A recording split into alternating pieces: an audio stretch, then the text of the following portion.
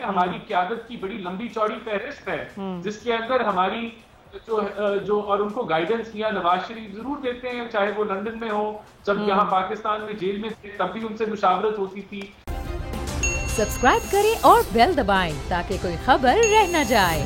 In doctor की detail नहीं पता, लेकिन ऑब्वियसली अगर वो यूके के अंदर उन्होंने देखा है तो उनकी कुछ क्रेडिबिलिटी होगी, वरना सबसे पहला काम जो पीटीआई करेगी उसको चैलेंज कर दे।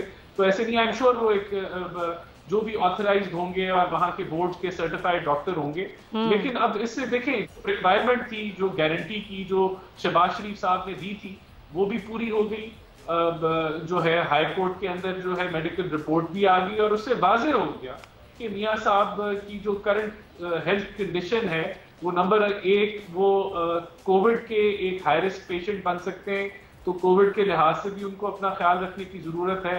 नंबर दो, उनको जो है ये कहा है कि वो वॉक करें और अपनी जो एक्सरसाइज की रूटीन बरकरार रखें। नंबर तीन ये कि उनको जो है अगर कोई कंफाइनमेंट से जो स्ट्रेस आता है या और मामला हैं, वो उनके दिल के लिए जो है वो खतरा बन सकते हैं उनकी जिंदगी के लिए।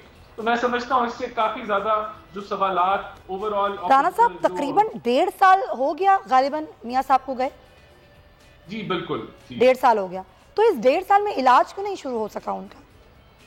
देखिए, जहां तक मुझे पता है कि जब से कोरोना वहां मौजूद है तो तब से जो है कोई बड़ी सर्जरीज वगैरह से अवॉइड किया जाता है।